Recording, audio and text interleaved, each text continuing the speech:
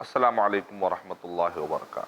الحمدللہ رب العالمین والصلاة والسلام علی رسولہ الکریم وعلی آلہ واصحابہ اجمعین، اما بعد فاعوذ باللہ من الشیطان الرجیم، بسم اللہ الرحمن الرحیم۔ احل لکم لیلۃ الصیام الرفث الی نسائکم ہن لباس لکم وانتم لباس لہن، علم اللہ انکم کنتم تختانون انفسکم فتاب علیکم وعفا عنکم فالآن باشروہن وابتغوا ما کتب اللہ لکم وَقُلُوا وَاشْرَبُوا حَتَّى يَتَبَيَّنَ لَكُمُ الْخَيْطُ الْأَبْيَضُ مِنَ الْخَيْطِ الْأَسْوَدِ مِنَ الْفَجْرِ ثُمَّ أَتِمُّوا الصِّيَامَ إِلَى اللَّيْلِ۔ میں سب سے پہلے اللہ سبحانہ وتعالیٰ کا شکر بجا لاتا ہوں، بے پایا درود و سلامتی ہو محمد مصطفیٰ صلی اللہ علیہ وسلم پر۔ محترم ناظرین کرام، ڈوز اینڈ ڈونٹس، رمضان مبارک میں کیا کرنا ہے اور کیا نہیں کرنا ہے، مسائل کس طریقے سے عام آدمی سمجھے گا، عام آدمی کس طریقے سے سمجھے گا کہ کس پر روزہ فرض ہوتا ہے اور کس پر روزہ فرض نہیں ہوتا ہے، اور روزہ کب ٹوٹتا ہے اور کب نہیں ٹوٹتا ہے۔ گزشتہ ایپیسوڈ میں نے ڈیٹیل میں آپ کو بتایا تھا، میں ایک مرتبہ پھر تھوڑا سا بریف کر دیتا ہوں تاکہ پھر آج کا ایپیسوڈ سمجھنے میں ہمیں مدد ملے کہ کن پر روزہ فرض ہوتا ہے۔ اس کے لیے آپ کو مرد اور عورت، خواتین کے لیے 6 اصول پورے ہونا ضروری، 6 اصول کا خیال رکھیے آپ سمجھنے کے لیے، اور 4 اصول ایکسٹرا ہے خواتین کو سمجھنے کے لیے۔ یوں سمجھے خواتین کے لیے 10 پوائنٹس ذہن میں رکھنا ضروری ہے اور مرد حضرات کو 6 پوائنٹ دماغ میں رکھنا ضروری ہے، کس پر روزہ فرض ہوتا ہے سمجھنے کے لیے اور کس پر روزہ فرض نہیں ہوتا ہے سمجھنے کے لیے۔ پہلا ہے، روزہ کس پر فرض ہے؟ جو مسلم ہو، وہ عاقل ہو، وہ بالغ ہو، قادر ہو، مقیم ہو، مسافر نہ ہو، صحت مند ہو، مریض نہ ہو۔ کتنے 6 پوائنٹ ہوئے۔ عورتوں کے لیے، خواتین کے لیے 4 پوائنٹ اور دماغ میں رکھنا ہے کہ وہ حیض والی حالت میں نہ ہو، نفاس والی حالت میں نہ ہو، اور اسی طریقے سے دودھ پلانے والی اور حمل والی خواتین، ان سب کے مسائل الگ ہیں۔ تو مطلب یہ نکلا کہ روزہ کب فرض ہوتا ہے؟ جبکہ وہ حمل سے خالی ہو اور رضاعت کے مرحلے سے خالی ہو، یعنی اس کے تفصیلات ہیں، یہ دونوں چیزوں کی تفصیلات ہیں، پیریڈ سے خالی ہو، نفاس سے خالی ہو، تو تب جا کر خواتین کے لیے روزہ اس پر فرض ہے یا نہیں ہے سمجھنے میں مدد ملے گی اگر وہ یہ 4 پوائنٹ پر توجہ دے گی۔ اور اسی طریقے سے مسلم ہو، عاقل ہو، مجنون نہ ہو، پاگل نہ، اگر پاگل ہوگا تو اس پر فرض نہیں ہوتا، سیکنڈ پوائنٹ۔ تھرڈ پوائنٹ یہ ہے کہ وہ بالغ ہو۔ بالغ ہونے کا مطلب بھی میں نے بتلایا تھا لاسٹ ایپیسوڈ میں ڈیٹیل میں کہ کم سے کم عمر میں اگر اس کو بال آ جاتے ہیں، مونچھ کے بال یا داڑھی کے بال یا بغل کے بال یا ناف کے نیچے بال، یا ایسے خواتین کو پیریڈ آ جاتے ہیں، تو یہ سب علامتیں ہوتی ہیں کہ بالغ ہو جاتے ہیں، اب شریعت فرض ہو جاتی ہے، روزے فرض ہو جاتے ہیں۔ اس سے پہلے تربیت کے طور پہ چھوٹے بچوں کو روزہ رکھوایا جا سکتا ہے تاکہ بچے کو عادت پڑے، تو وہ جائز ہے۔ 10 سال میں بچے کو مارنے کے لیے کہا، لیکن وہ پنشمنٹ والی مار نہیں ہے، تربیت والی مار ہے، کیونکہ بچہ بالغ ہی نہیں ہوا تو نماز فرض کہاں ہوئی؟ تو یہ تربیت والی مار مراد ہے۔ آیتوں اور حدیثوں کا سروے کرنے سے سب باریکی مسائل کے پتہ چلتے ہیں، ورنہ جنرل بات یہ کہ لوگ سمجھتے 10 سال میں نماز فرض ہوگی اور ایسا مارتے ہیں کہ بچے کو نفرت ڈال دیتے ہیں۔ نہیں، شریعت سمجھنے کی کوشش کیجیے، مسائل پر عمل کرنے سے پہلے مسائل کا جاننا بہت ضروری ہے۔ باب العلم قبل القول والعمل، بولنے اور عمل سے پہلے علم حاصل کرنا بہت ضروری ہے۔ تو شریعت کے پورے تانے بانے، پورے سروے کرنے کے بعد جو مسائل آتے ہیں علماء نے جو بتائے ہیں اس کی روشنی میں سمجھنے کی کوشش کریں گے تو اسلام صحیح طور پر سمجھ میں آئے گا۔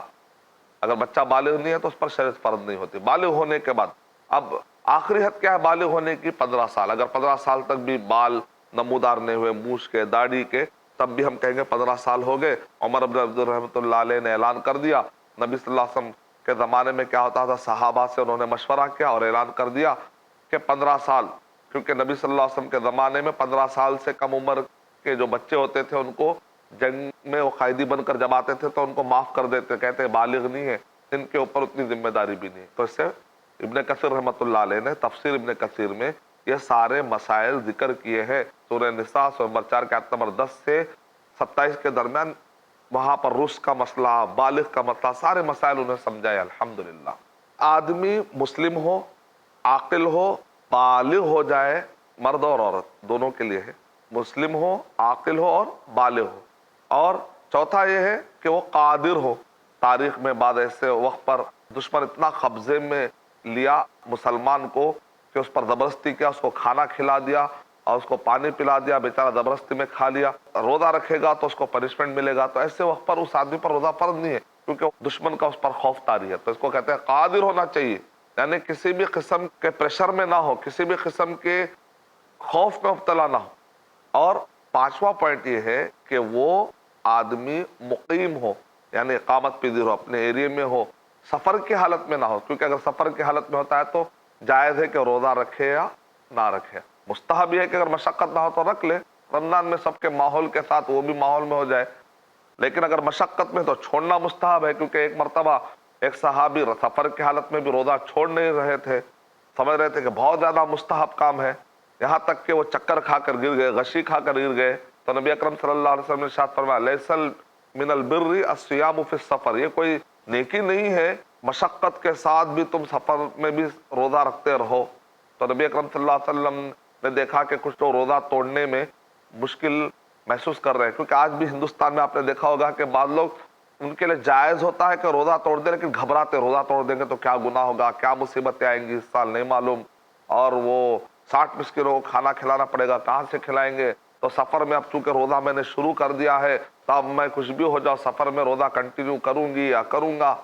बीमार हो जाते हैं, कमजोरी आती है, रोजा तोड़ सकते हैं। कभी बीमारी पहले से मालूम आती है, कभी बीमारी अचानक तारी होती है, तो आप रोजा तोड़ सकते हैं, कोई गुनाह की बात नहीं। रोजा तोड़ना भी सुन्नत है, सहाबा नहीं तोड़ रहे थे तो नबी अकरम सल्लल्लाहु अलैहि वसल्लम ने एक प्याला मंगाया, आसमान तक ऐसा उठाया आपने, और उसके बाद सबको दिखाते आपने पानी पिया और रोजा तोड़कर आपने बताया।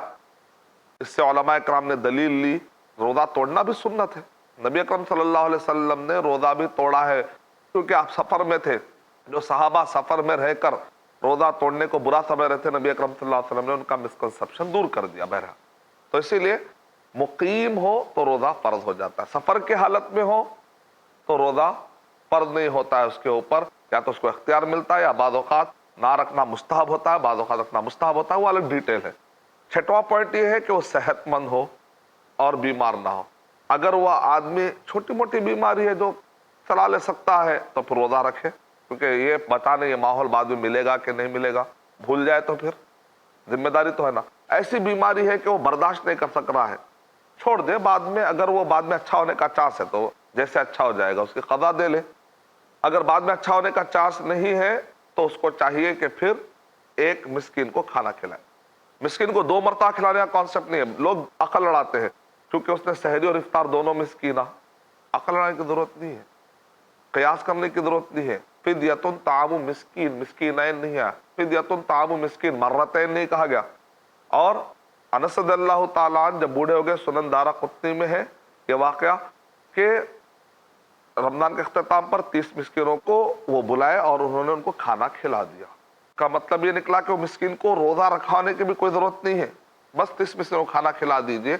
ऐसे बूढ़े के लिए या ऐसे बीमार के लिए जिसके अच्छा होने की उम्मीद नहीं है तो उनके लिए ये हल है शरीयत में। वअलल्लज़ीना युतीक़ूनहु फ़िद्यतुन ताअमु मिस्कीन, जिनको मशक्कत महसूस होती है उनको चाहिए कि वो मिस्किन को खाना खिला दे। तो बहुत आसान है शरीयत पे अमल करना। तो फिर 6 पॉइंट ध्यान में रख लीजिए। ये पॉइंट मैं बार बार इसलिए दोहराऊं, आम आदमी भी अगर इसको याद कर लेगा ना तो बहुत सारे मसले तो हमको जानकर रहना चाहिए। उसके बाद बच्चे कुछ जो मसाइल होते हैं अपने मकाम के आलिमों से आप पूछ लेंगे, तो उनके पास भी टाइम कम होता है, उनके पास भी जिम्मेदारियां होती है, तो आपके जवाब देंगे। कुछ लोग पूरे मसाइल से वाकिफ ही नहीं होते, आलिम साहब से जाकर बोलते आलिम साहब कब रोजा टूटता कब नहीं टूटता, बेचारे अब आपको ठहर कर आधा घंटा 1 घंटा तकरीर करेंगे क्या? नहीं। तो पहले बेसिक मालूमात तो आप जमा कर लीजिए, उसके बाद जो मसाइल जुजियात के होते हैं, बारीकी होते हैं, आप अपने मकामी आलिमों से सवालात करेंगे तो वो जवाब देंगे तो कुछ समझ में भी आएगा। बेस नहीं रहेगा तो आप समझेंगे क्या? तो 6 पॉइंट मर्द और औरत दोनों के लिए बराबर है। अगर इन पॉइंट्स का ख्याल रखेंगे तो आपको पता चल जाएगा कि रोजा किस पर फर्ज होता है, किस पर फर्ज नहीं होता। 6 मैं दोहरा रहा हूं, मुस्लिम हो और आकिल हो, बाले हो, नाबालिग बच्चे पर फर्ज नहीं है और पागल पर फर्ज नहीं है। चौथा यह है कि वो कादिर हो, किसी के खौफ में मुब्तला ना हो, कहीं जबरदस्ती करके मजबूर करके कोई उसको इफ्तार करवा रहा हो, चौथा है। और 5वां पॉइंट ये है कि वो मुकीम हो, मुसाफिर ना हो। 6वां पॉइंट ये है कि वो सेहतमंद हो, मरीज ना हो। خواتین کے لیے آئیے ذرا 4 پوائنٹ تھوڑا تفصیل سمجھتے ہیں۔ اگر خاتون رمضان مبارک میں دیکھے کہ پیریڈ آ چکے ہیں اور یا نفاس بچہ پیدا ہوا اور نفاس کا خون جاری ہے، تو ایسے وقت پر ان پر روزہ رکھنا جائز نہیں ہے، فرض ہی نہیں ہے۔ اس حالت میں اگر وہ روزہ رکھیں گے تو وہ نافرمانی کر رہے ہیں، کیونکہ اللہ نے چھوٹ دی ہے۔ اللہ تعالیٰ نے ایک مخلوق کی جو کمزوری ہے، اس پر ان کو جو تکلیف ہوتی ہے، وہ خود تکلیف خود ایک آزمائش ہے، اس پر اور روزہ کی ذمہ داری ڈال کے اللہ تعالیٰ آزمائش نہیں ڈالتے۔ اس لیے بعض لوگ کہتے ہیں روزہ رکھ کر ظلم ہو رہا ہے، تو ہم کہیں گے کہاں ظلم ہو رہا ہے؟ مصیبت آ رہی ہے تو چھوٹ، بیمار ہے تو چھوٹ، سفر میں ہے تو چھوٹ، خاتون کو اگر پیریڈ آ رہے ہیں، نفاس کا خون آ رہا ہے تو چھوٹ۔ لیکن نماز چونکہ دن میں 5 مرتبہ پڑھی جاتی ہے، اس لیے اس کی قضا بھی نہیں ہے، چھوٹ ہے اس کی قضا بھی نہیں ہے۔ لیکن سال میں 1 مہینہ روزوں کا ہوتا ہے، اس میں اگر 3 دن کے، 4 دن کے، 5 دن، میں حیض والی بات کر رہا ہوں، پیریڈ کی۔ ایک ہوتا ہے استحاضہ، جو بیماری کا خون آتا ہے۔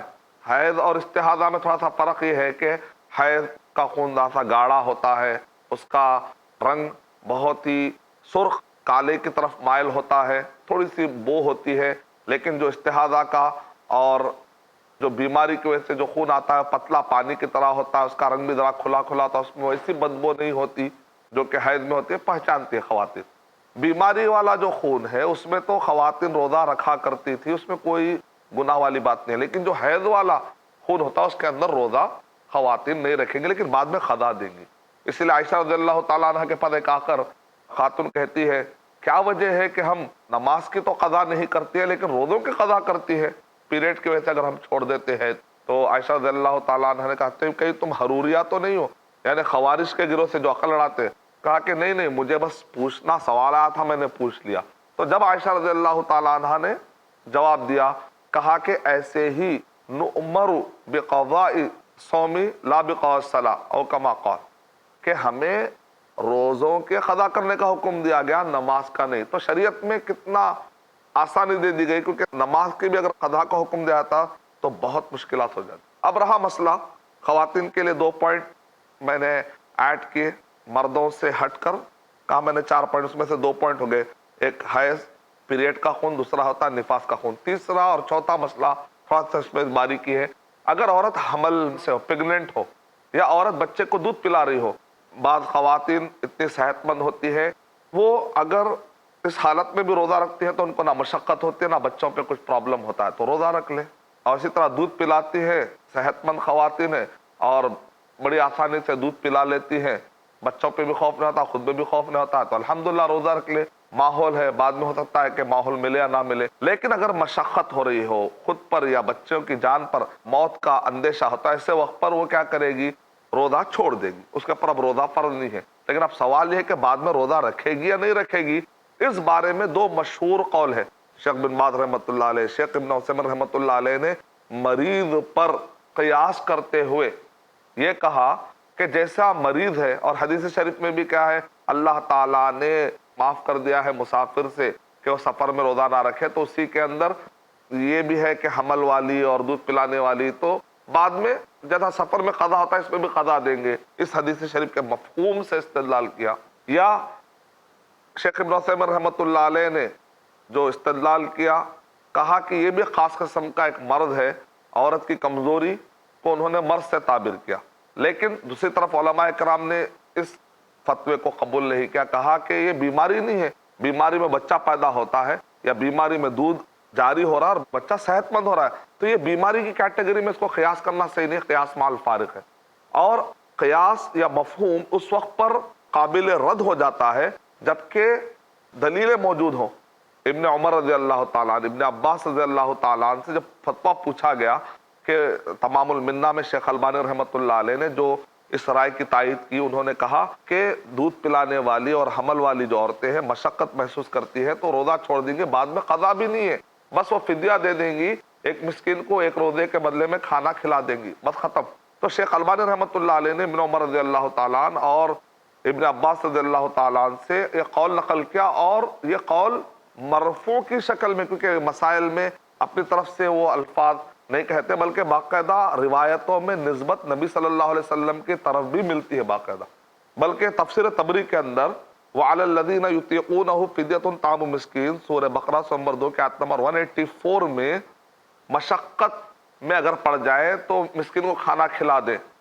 اس کے اندر ابن عباس رضی اللہ تعالیٰ کا، ابن عمر رضی اللہ تعالیٰ کا یہی قول امام طبری رحمۃ اللہ علیہ نے نقل فرمایا، کہا کہ اب مشقت سے مراد یہاں پر ایک تو بوڑھا بھی ہو جائے گا، یا وہ جس کے اچھا ہونے کی امید نہیں ہے وہ بھی ہو جائے گا، اور وہ حاملہ عورت بھی آ جائے گی، اور اس کے اندر دودھ پلانے والی عورت بھی آ جائے گی۔ کس نے کہا؟ ابن عباس رضی اللہ تعالیٰ، ابن عمر رضی اللہ تعالیٰ۔ اور ساتھ میں ہے کہ فقہا نے یہ بات لکھی ہے مغنی کے اندر بھی کہ ان کا کوئی مخالف بھی نہیں ہے، یعنی اس دور میں کسی نے اس فتوے کی مخالفت بھی نہیں کی، اس کا مطلب اجماع سکوتی بھی ہو گیا۔ اور انہوں نے اس فتوے کی نسبت خود نبی اکرم صلی اللہ علیہ وسلم سے بھی کی، ایسے ہی ہم کو نبی صلی اللہ علیہ وسلم سے ملا، یعنی وہ سارے چیزیں جس سے کہ مرفوع، جس کو آپ کہتے ہیں یعنی کہ نبی کی طرف نسبت ہونے کا پورا ثبوت ملتا ہے اس میں۔ اس وجہ سے بہرحال دو قول میں نے آپ کے سامنے رکھ دیے، اس کو اجتہادی مسئلہ کہتے ہیں۔ اجتہادی مسئلے میں ایک دوسرے کے رائے کا احترام کرنا چاہیے۔ آپ اگر پہلے قول کے قائل ہیں، آپ اگر بعد میں روزہ قضا بھی کرنا چاہتے ہیں اور فدیہ بھی دینا چاہتے ہیں، آپ کو پورا رائٹ ہے کہ آپ اس پر عمل کریں۔ دوسری طرف علماء کی بہت بڑی تعداد کہتے ہیں کہ بھئی عورت کے اوپر قضا کہنا ایسے جیسے کہ مان لیجئے اگر کسی خاتون کو 5 بچے ہوئے، 1 سال اس کے حمل میں چلا گیا اور 1 سال دودھ پلانے میں، تو اس لحاظ سے خاتون کو کتنے ہو گئے؟ 10 سال کے روزے جمع ہو گئے۔ 10 سال کا مطلب 300 روزے، کیسے رکھے گی 300 روزے؟ اس لیے کئی خواتین ڈپریشن میں چلے جاتی ہے، ہم پر 300 روزے فرض ہے، 300 روزے فرض ہے۔ تو بہرحال دوسرا قول میں چونکہ پاور ہے، دوسرے قول میں دلائل بھی ہے، دوسرے قول میں نص زیادہ غالب ہے، پہلے قول میں قیاس ہے یا تو مفہوم ہے، صریح دلیل نہیں ہے، دوسرے قول میں صراحت ہے۔ اس وجہ سے پرسنلی دوسرے قول کی طرف میرا رجحان ہے، لیکن اگر کوئی آدمی یہ دو قول میں سے پہلے پر فالو کرنا چاہتا ہے تو اس کو پوری گنجائش ہے، کیونکہ اجتہادی مسئلہ ہے، اس میں کوئی حق و باطل یا کفر اور ایمان کا مسئلہ نہیں ہے۔ آپ اپنی رائے رکھ سکتے ہیں۔ آج کے دور کی میجارٹی رائے یاد رکھیے یہی ہے کہ عورت بعد میں قضا بھی کرے گی اور فدیہ بھی دے گی۔ آج کے دور کے اکثر فتوے اسی اطراف میں گھومتے، سعودی عرب کے فتوے ہیں اور ہندوستان کے بھی اکابر علماء کے فتوے یہی ہے کہ عورت بعد میں قضا بھی کرے گی اور فدیہ بھی دے گی۔ لیکن ابن عباس رضی اللہ تعالیٰ کے دور میں ابن عباس اور عمر رضی اللہ تعالیٰ عنہ نے کہا کہ اس کے اوپر قضا نہیں ہے، روزہ نہیں رکھے گی، بس فدیہ دے دے گی۔ تو 300 اگر روزے اس کے چھوٹ گئے ہیں تو 300 میں سے وہ کھانا کھلا دے، چھٹی ہو جائے گی۔ یہ قول ابن عباس رضی اللہ تعالیٰ کے زمانے کے حساب سے آپ سوچ کر کوئی مجھ سے پوچھے گا کہ آپ کس میں رائے کیا ہے، تو میں ہمبلی اپنی رائے یہ پیش کروں گا کہ شیخ البانی رحمۃ اللہ علیہ نے اور اسی طرح کے جتنے اس قول کے قائل ہیں جو یہ کہتے ہیں کہ عورت کو قضا نہیں ہے بلکہ بس وہ فدیہ دے، تو یہ دلائل پاورفل ہونے کی وجہ سے اور ابن عباس رضی اللہ تعالیٰ زمانے میں کوئی مخالفت نہ ہونا وہ زیادہ پاورفل ہے، مجھے جو بات سمجھ میں آتی ہے۔ تو آج کے ہمارے ایپیسوڈ میں اور گزشتہ ایپیسوڈ میں دونوں ایپیسوڈ کو جمع کریں گے تو یہ ٹاپک کور ہوا الحمدللہ کہ کس کے اوپر روزے فرض ہوتے ہیں اور کس کے اوپر روزے فرض نہیں ہوتے ہیں۔ تو انشاءاللہ اگلے ایپیسوڈ میں آپ کو بتاؤں گا کہ روزہ کب ٹوٹتا ہے اور کب نہیں ٹوٹتا ہے۔ یہ بھی بڑی دلچسپ ہے کہ 4 چیزیں جسم میں جانے کی وجہ سے روزہ توڑ دیتی ہے اور 6 چیزیں جسم سے نکلنے کی وجہ سے روزہ توڑ دیتی ہے، تو وہاں پر بھی 10 پوائنٹ ہے۔ جیسا روزہ کس پر فرض ہے اور کس پر فرض نہیں ہے، تو وہاں پر مرد اور عورت کے لیے دونوں کے لیے 6 پوائنٹ اور عورت کے لیے 4 پوائنٹ مزید بڑھا دیں گے تو 10 پوائنٹ تھے نا۔ اب آنے والے ایپیسوڈ میں آپ کو پھر 10 پوائنٹ ملنے والے ہیں کہ کچھ چیزیں ایسی داخل ہونے سے روزہ ٹوٹ جاتا ہے، وہ 4 ہے، اور کچھ چیزیں خارج ہونے سے روزہ ٹوٹ جاتا ہے، وہ ہے 6۔ وہ پورے ملا کے 10 مفترات ہوئے، داخل اور خارج کو دونوں ملا تو 10 قسم کے ہیں چیزیں جس سے کہ روزہ ٹوٹ جاتا ہے۔ کیا ہے انشاءاللہ اگلے ایپیسوڈ میں ہم جانیں گے۔ میں اللہ تعالیٰ سے دعا کرتا ہوں کہ اللہ سبحانہ تعالیٰ مجھے اور آپ سب کو تفقہ فی الدین عطا فرمائے، دین کی گہرائی اور سمجھ عطا فرمائے۔ آمین وآخر دعوانا الحمدللہ رب العالمین۔